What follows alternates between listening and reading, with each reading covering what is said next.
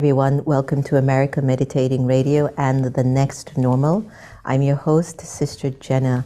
I hope you're doing well today. Nowadays we find ourselves searching for happiness.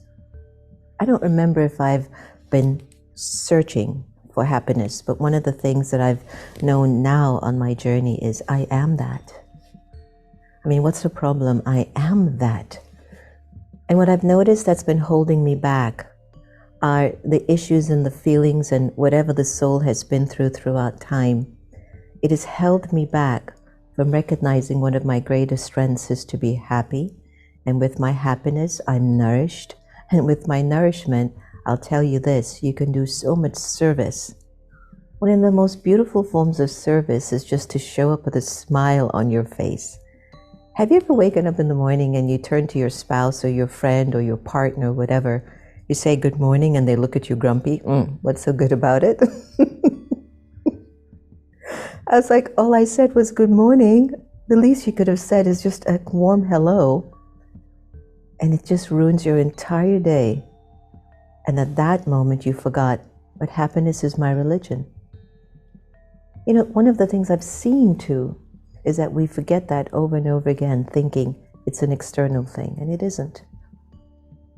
One of the beautiful things about our human expression is to be able to live from inside out and to bring the best of who you are forward. Throughout history, we've seen what royal members do and how they respond and act and sit and walk, just the way that they present and carry themselves. If you've ever watched, one of my favorite movies growing up when I was a teenager was with Audrey Hepburn, Roman Holiday. Do you all remember that movie? It was a famous black and white movie. It was the sweetest movie you'll ever see. It was of this princess who was in her palace, and she would look out the window and she would say, oh gosh, what would be wonderful if I could live like that. And for a whole day she decided to live with the rest of the world, the commoners. And after her excursion of the world outside, she came back into the palace and she became the queen, the powerhouse that she is. Why? Because she understood the hearts of many. Today I'm so privileged to welcome our special guest. But first, before I tell you who it is, India has such a rich history with many royal families, kings and queens and palaces. A very special guest today is Her Highness Maharani Radhikaraje Gaekwad, who is the Queen of Baroda in India. She was declared as the most beautiful woman of the Indian Kingdom Dynasty by Forbes magazine and featured as the modern Maharani in the Millionaire Asia magazine. Her Highness Maharani Radhikaraje Gaekwad is the Vice President of Maharani Chimnabai Stree, Udyogalaya, a trustee for the Maharaja Fatesingh Museum, director of the CDS Art Foundation and an Aspen Global Leadership Network Fellow. With a master's degree in medieval Indian history, Radhikaraje worked as a journalist with Indian Express, New Delhi prior to moving to Vadodara. She married into the royal Gaekwad family and is now actively involved in running one of the largest private residences in the world, along with family trust, imparting vocational training to lower income women and housing some of the most acclaimed works of Raja Ravi Varma. Amongst other, she's currently working on the documentation of the Lakshmi Vilas Palace and its priceless possessions. Radhikaraje has also been conferred to the prestigious Aspen Global Leadership Fellowship, recognized as one of India's top 50 women in Indian luxury by Lux Book, and bestowed the Social Entrepreneurship Heritage Revivalist Awards, amongst others, by several prestigious bodies and publications. Today I'm so honored to welcome Her Highness Maharani Radhikaraje Gaekwad to the Next Normal and America Meditating. Thank you. Om Shanti and Namaste, Sister Jenna. Namaste Thank you for to you. being today on this special platform. You're so welcome. It's our honor too to have you. Nowadays, being a member of the royal family, I think might have its challenges because the world seems to be moving in, and I'm not saying this in a negative way, but in a very average direction, where sometimes our kids, especially, the way they sit, the way they eat, eating on the run is just so unusual for a member of the royal family. And growing up, you have an extremely profoundly big life. And what I mean by that is your mother was smart enough to teach you how to be humble enough and to live the life of what real living is. And then there you went into a palace eventually. Could you give us a little insight in what it was like when you were a little girl growing up, maybe the first few years of your life? So I was born in Thailand. I was born in Bangkok. My father was with the United Nations. My father was one of the earliest royal families who actually stepped out and took up a job. He was part of the Indian Administrative Service. So he took up a government job. He had a very illustrious career in the government service. He was also part of United Nations Environment Program. So I grew up in I always knew where my roots were. I knew I came from this a very, very privileged background. And there was this great pride that we always spoke with about our family and our roots and our history and heritage.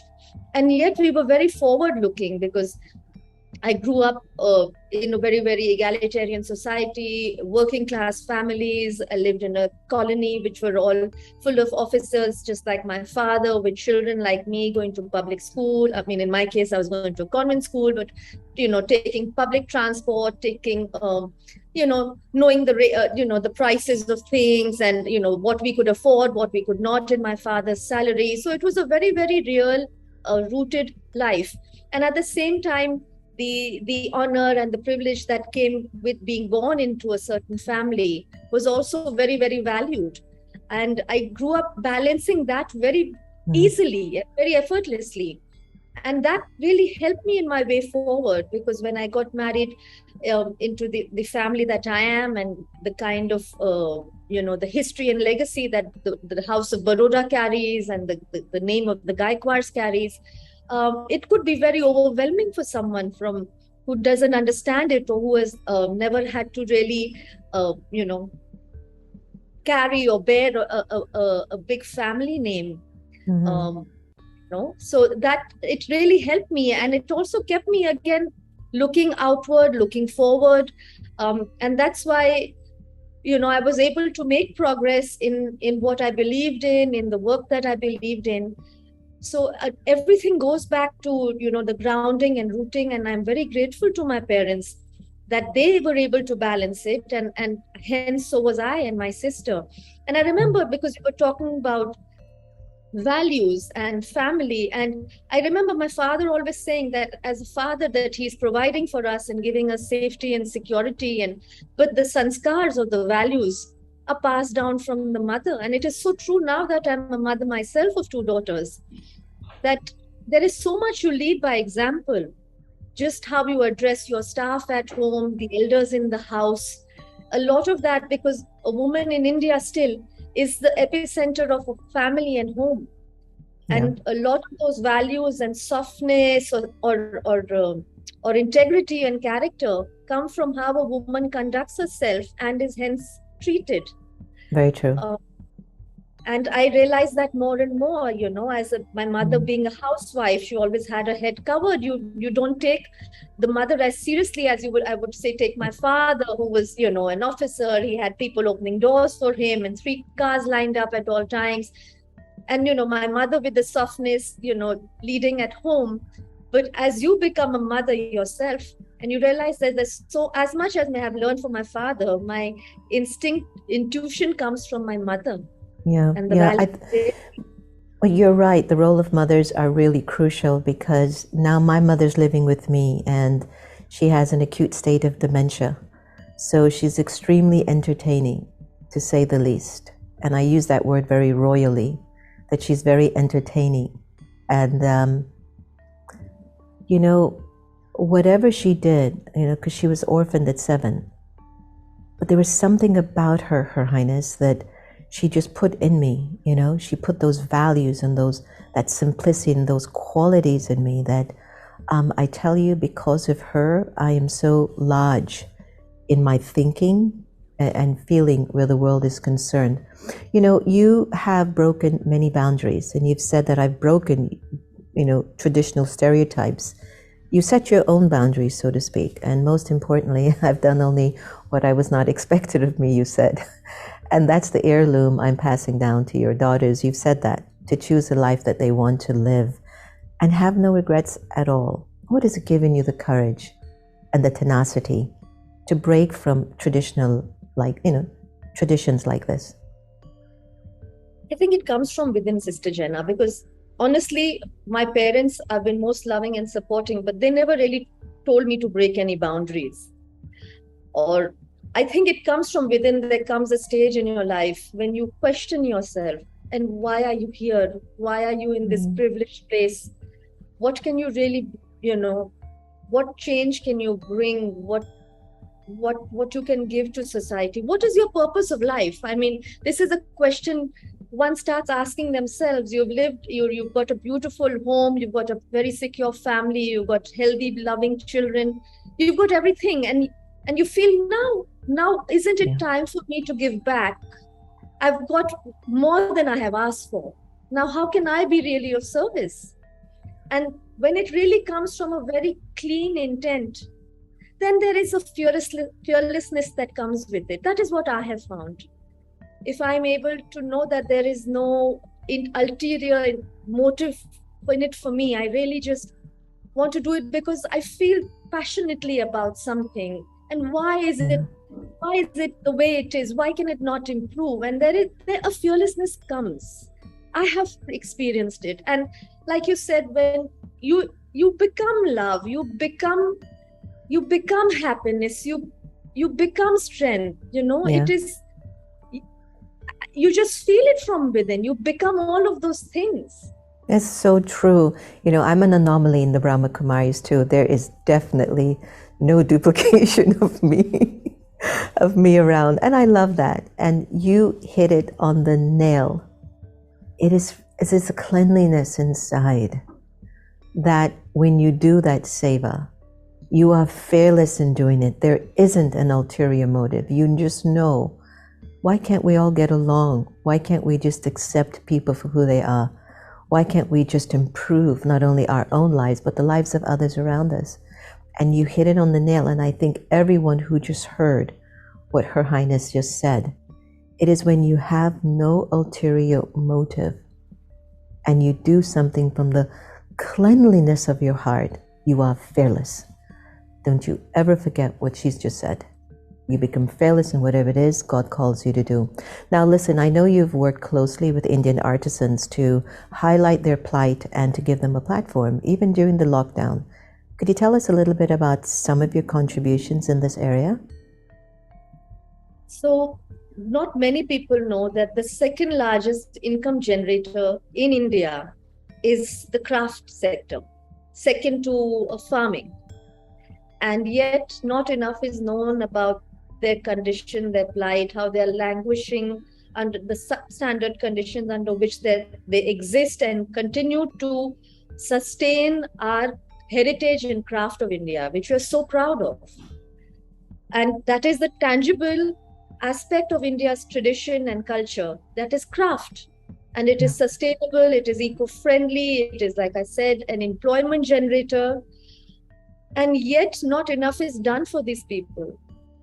And there is such a disconnect between them and the rest of the world. They don't get their due, they don't get the respect, the kind of support that they should from society.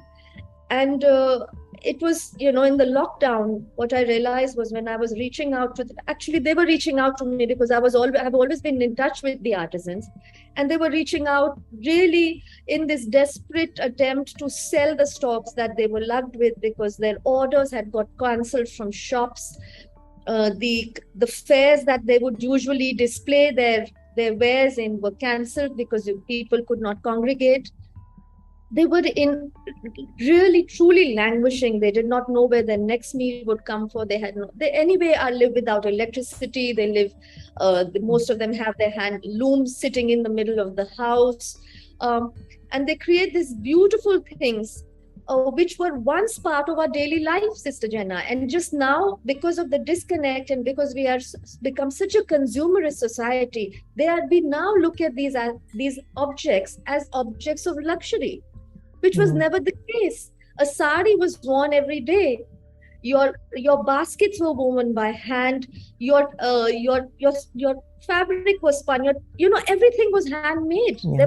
It was a day-to-day life. It was not a matter of aspect of luxury. But because consumerism has taken over, fast fashion has taken over, plastic has replaced everything, all these items have now become exclusive, unfortunately, and exclusively only for the buyer or the seller, never for the creator. So the orders are shrinking. They are still getting pays which are frugal, and their objects are almost redundant, which is very, very heartbreaking for someone like me who feels strongly for my craft and culture of India and the people who keep it alive. And we So see in India, it is such a, it is, we see Indians wearing very, very beautiful, flamboyant garments. They yes, all are designer wear, but the hands which have created those garments are nameless. yeah. They never Tell get us, their. tell us what's the solution? How can we help them? What's the way that we could support them to at least have a healthier lifestyle, financially and emotionally? A lot of the change can come if we are able to, in some way buy the products that they are making. Of course, design intervention can come in so that the end product is something that is relatable to the consumer, is used by the consumer, because only then can it be sustainable. But if there is no purchase, the incentive and everything keeps going down for the creator, and we have already lost so many crafts. So it's important to create awareness amongst people about the craft and the hardship that goes into creating those crafts. There is a disconnect there, Sister Jenna. The people world over are well intentioned. It's just that the information, they are uneducated on what the hardship and the effort that goes into creating this craft. I think they would all be happy to support it if they knew.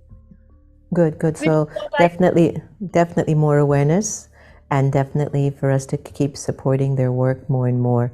I get that. I think that's really important.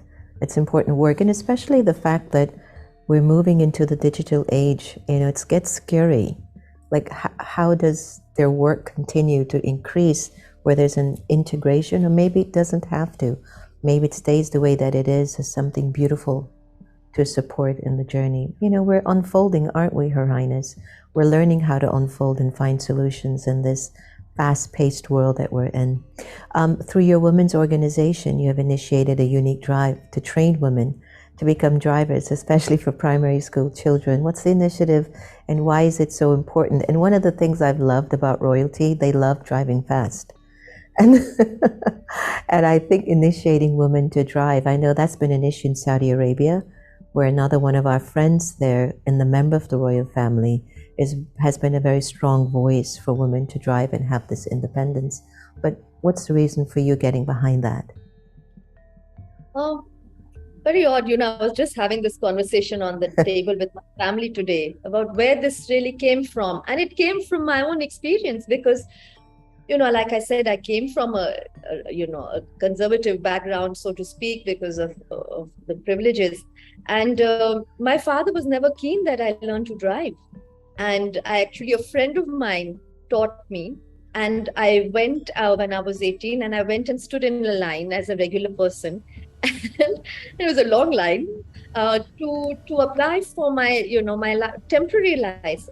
And I took the whole driving test, and then I passed it, and then went again later for my my permanent driving license. And it was something I did on my own, and it gave me a great sense of achievement and thrill and control over my life. And I knew what the journey is. There was no separate line for women to stand. I mean, I knew I was going to get late for college, so a lot of things. And I wanted, because I had experienced it myself, I knew that I wanted to help other women get there too and experience the other side of it. When you're able to achieve getting a simple thing like a driving license in India, it makes you feel that you are worthy. It gives you a sense of worthiness.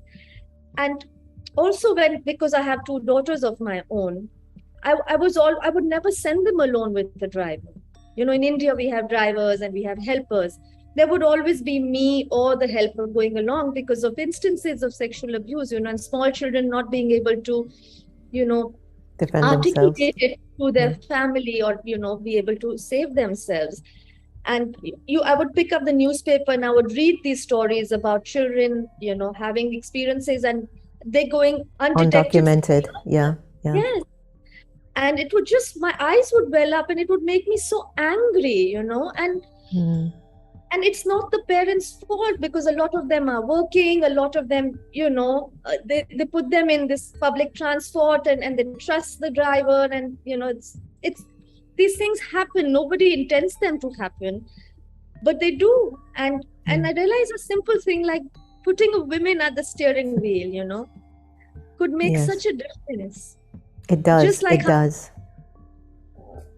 Not like that it could. Women in leadership, it makes so much of difference when you look at countries that are led by women. You see the softness with which they have accepted change, have welcomed, you know, people from other countries. It's you see New Zealand, you see Germany, the way they took in people from, you know, the war, people, survivors.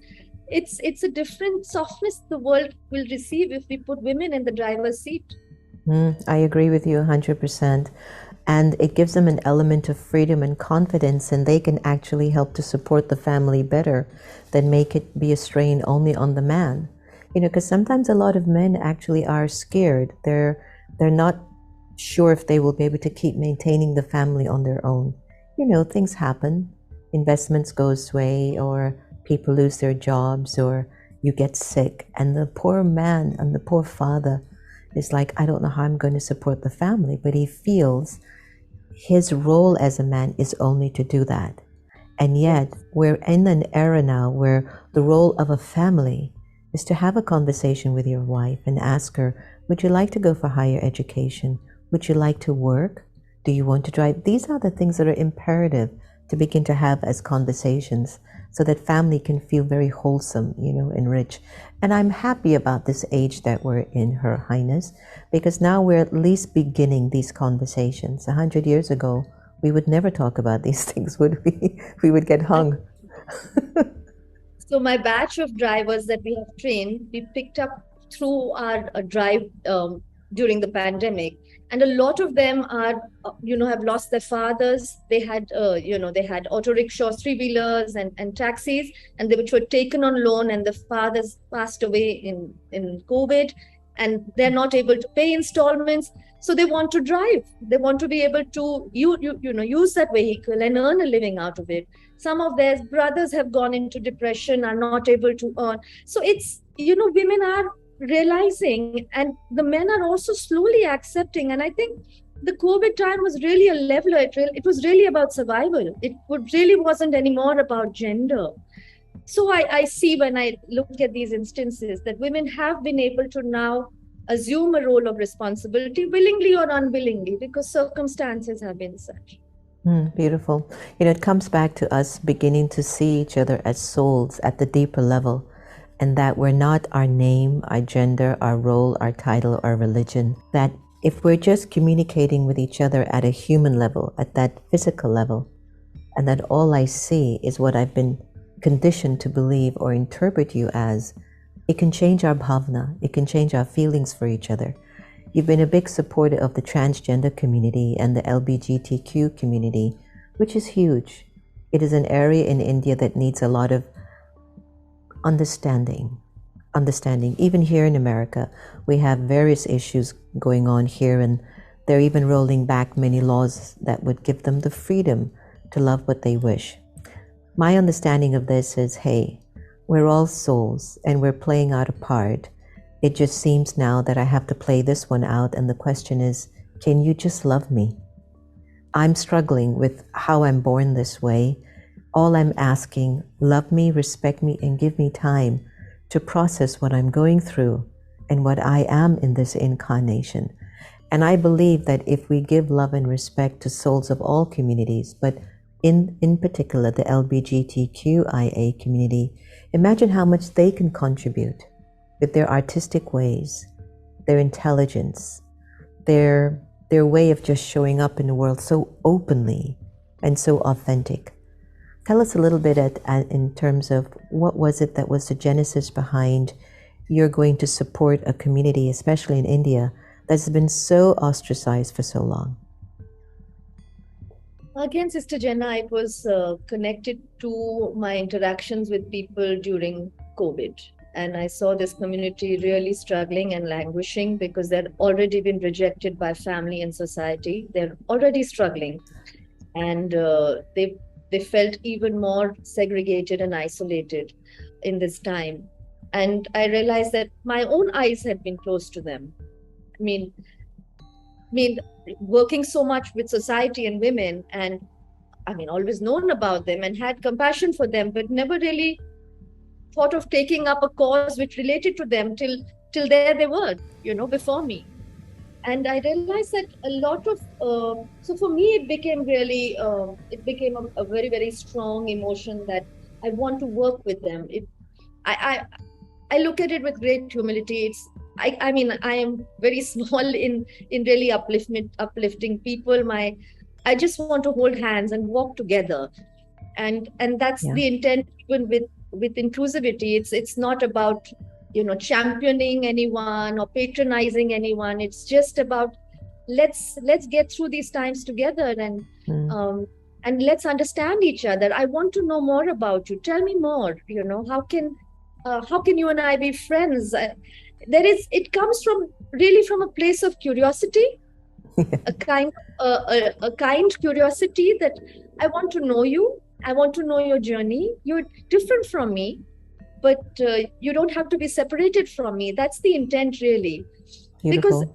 Because we tend to typecast. Even when we know people, it becomes like an academic study. Oh, this person is like this. LGBTQI means this. This name stands for this. B means this. G means this.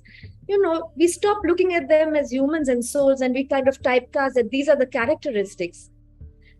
So it's really about knowing each individual, and each individual's journey has been so different and yet so difficult.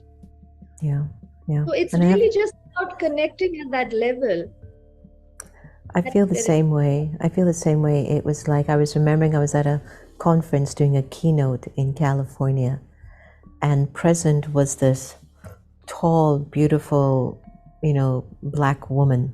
And she walked into the room, and it was obvious that she wasn't born a woman. And I was sitting with one of the co-organizers of the conference, and he kind of leaned over to me and sort of made a comment. And I kind of looked, and like you, I go, well, I don't know anything about what they've been through. I wonder what it's like.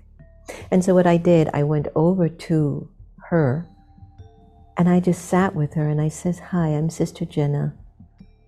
Could you tell me a little bit about what it's like to be you?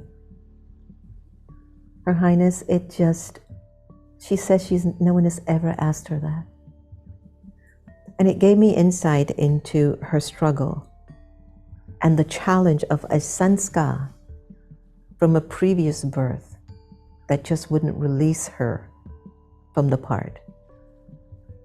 So as I look at her from my spiritual standpoint, it's that if she was, a male in the past birth and just couldn't let go of the dominance, she's now whatever. I mean, if she was a woman in the past birth and she's born a male now, maybe she had to change. It's still in her, that energy is still in her. And I sometimes think that when we practice introspection and meditation and maybe take it a little step deeper, it doesn't matter the way the world perceives me anymore. It will matter more to how I'm feeling inside. If I can find my peace and happiness in whatever skin I'm in, whatever color, religion, shape, style, form. And I appreciate you for the work that you're doing in this area. I think we have a friend that we share in common, Prince Manvendra Gohil Singh, and he has been instrumental in raising awareness in that area, and I thank him for that too, and looking forward to some amazing work with him in the future. So let's talk about your Lakshmi Vilas Palace Heritage Garba that I'm hoping to attend if it's in the destiny, which is a 9-day traditional dance festival. I can't believe it's going to be attended by 25,000 people. So for those who have no idea what Garba is, tell us about what Garba is and the magic behind this Hindu festival. I know it lights you up when you talk about it. I have great veneration for the goddess Amba, and absolute obsession with the Navratri festival, or the dancing festival of Gujarat. And it is really the largest dance party in the world. And it's spiritual, it's of course religious, but it's also spiritual for me, because it's traditional old songs that are beseeching the goddess and celebrating the goddess. They are playful, they are emotional, but they all have a beat that you dance to. And there is a rhythm, and the footwork and the rhythm together, and you dance bare feet on the earth. And the energy of, say, 20-25,000 people moving to the same beat and rhythm and footwork, it creates a crescendo, which is like the whirling dervishes. Mm-hmm. And it continues for hours and over 9 days. And it's cleansing the energy. It's a very feminine energy, like I was telling you the other day, because it's really venerating the goddess Amba. It is the celebration of fertility. It is it is really the embodiment of feminine power and energy, and it is extremely forceful, positive, mobilizing. It is gives you clarity, inspiration, communication. It is you feel it from the sole of your feet right up to your chakra here. It's absolutely the way it's something about that time. It is something about it is really a blessed time to be a woman, to be a devotee of the goddess. And I am, like I mentioned to you, I'm not religious, but there is something in that time that makes me completely surrender to the goddess and the energy, and whatever name. I mean, she is embodied as Amba Ma for us here, but it could be nature, it could be my mother, it could be me myself, because everything becomes me at that time. And especially when you do an event like the Garba, which is extremely large, it's communal, it's religious, like I said, you need a lot of strength and confidence to pull it through for 9 days. Beautiful. And it comes it's interesting because each of those goddesses, they carry a specific speciality, a specific quality. And as you continue to emerge that quality within you, it becomes you. It becomes you eventually. And imagine the vibration that gets spread throughout, the atmosphere that changes, people in the presence as well. So crossing fingers and let's see what's in drama.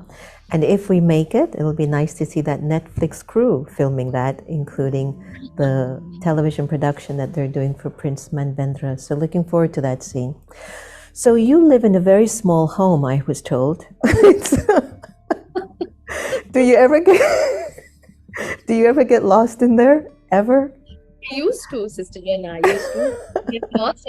I've been married now over 20 years. I didn't have a mobile phone those days, and I really didn't want to be yelling out, my husband's name on the corridors.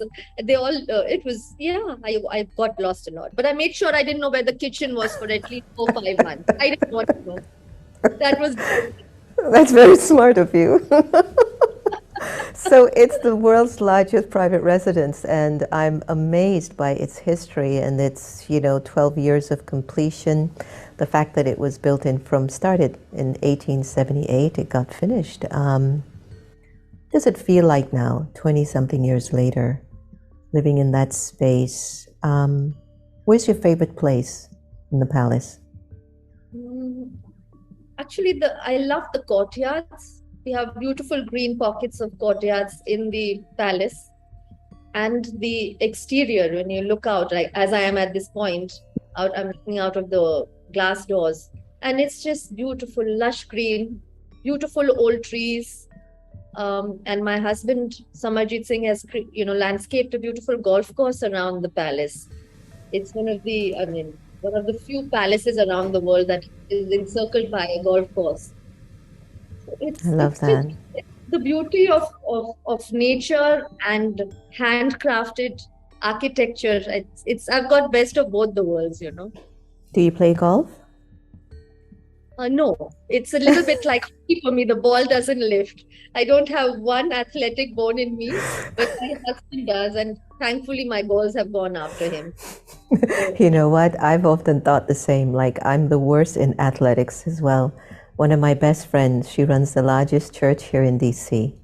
She knows I like to be engaged fully, and she called me. She says, Sister Jenna, what are you doing? I said, I'm serving, I'm working. She says, come, just come, get away, stop, you need to serve yourself. I says, I'm serving myself and serving others. I know, but just come and play some golf with me. I said, Sylvia, it's the most boring sport you could ever ask me to go and play. I will never go and play golf. But we hung up the phone, and after about 10 minutes, I closed the laptop. I said, let me just go.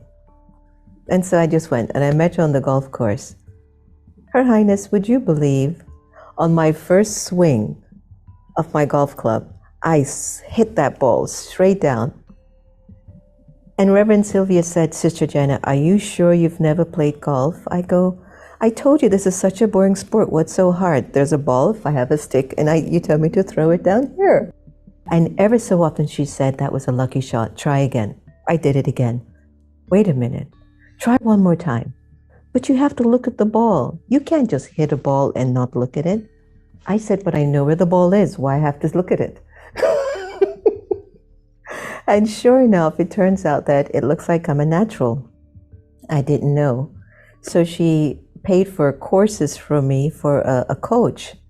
And the coach was looking at me, and he said, I've never seen this before. How can she hit the ball without looking at it? Her Highness, would you believe I missed the ball every time I looked at it? Talk about something unusual. So when I come to the palace and I start to play with the king, I will be hitting the ball without looking, and he'll be like, it is very unusual, Radhika. How does she do that? Anyway, so you're doing a lot to reach back to help others, and we thank you for that. You're serving a lot of humanity. What's the message? What's the message that you'd like to offer our greater humanity that you think would bring them on board in being more in seva to others? I think thoughts. I think what I've learned is learn to question your thoughts. I think detach from thought. Like we were discussing that how you spoke with that lady, the curiosity to know. Thought prevents us from being curious. Thought prevents us from connecting without judgment. I think we need to look at thought as a tool. Thought seems to override our lives. We are so driven by thought and what we are thinking and what others are thinking of us, that we are never really being. And until you be, you can't really hear your gut or your heart. So I feel if we are able to think less and feel more, we will be able to connect soul to soul. Yeah. Without judgment, without prejudice. And I think curiosity and kindness are the key, really, for a society to come to understand and know each other better. Yeah, that's very true. Very, very beautiful. If there was anything that you could change in the world, what would it be? It's all from within. I think living in the past and the future. I think we carry so much of our past and our conditioned thought process and the anxiety of the future, that we are not really in the moment. I think like my WhatsApp, what I have from T.S. Eliot, in the stillness, that's where the dance is, you know. I think if you are able to really be in the moment and embrace the moment, I think that's when we are alive 100, you know, entirely 100%. So I think we all need to be more in the moment, because that's where consciousness is. And people think living in the moment means you're only living moment to moment in a momentary way, which sounds very frivolous, but I think that's where consciousness is. If you're in the moment, you're very well aware what needs to be done next. Absolutely, absolutely. I think that's what makes the world so complex. And even a lot of times when we're thinking about the future, it is conditioned by what I've experienced in the past. And so I'm just mixing it all up, you know, and it becomes kitchery, even though that's good for you. But in the real world, if we could just be very present, you're absolutely right. So I'm going to ask you just a few questions, and I just would like you to give me, in essence, what do you think it means to you? What does the soul mean to you? How to even define it? Soul is the essence. Soul is the essence of the universe. That's what connects me to the universe, connects me to you. The purest form of existence is the soul. Beautiful, beautiful. Tell us, what does karma mean? Karma means what you create by thought and action, which has a ripple effect for lifetimes to come. Not just me, but many around me are impacted by, I mean, everyone has an individual karma, but it is interconnected and we carry it forward in thought and action. Beautiful, beautiful. So what's next for you? What's your next scene? What is it that's percolating in you that you feel the divine is going to work through you to do more service? I don't know, Sister Jenna. I'm just waiting for something, but I don't know. I just know it'll be exciting, whatever it is. Very beautiful. Her Highness, thank you so much for joining us on air today. You've been an absolute delight. And if there's anything that I've missed that maybe you wanted to talk a little bit about, the cafe that you've just supported, where is it located? How can we find it if we're in India? When I come to India, I want to visit it. Tell us a little bit about it. So there's an organization which was set up by our family in the year 1914. It is one of the earliest women-run self-governing organizations in the country. It was called Maharani Chimnabai Stree Udyogalaya. It started with imparting vocational training to lower-income women. We still do that. And over the years now, especially through the lockdown, I've incorporated the LGBTQIA. And it began with very, very small steps. I brought in an LGBTQIA teacher. And when he was well accepted by my students, just didn't make a fuss about it, just comes in like a normal teacher. And, the girls just grew to love him and trust him. And slowly then the students started coming in. So it became a very composite, classroom environment. That has given me the confidence to take it to the next step and start in that very organization, a cafe, where the food is curated. It's home flavors of authentic Maharashtrian and Gujarati food, which you don't get commonly. So these are made by women at home. It gives them a sense of, an earning, and they can be working from home.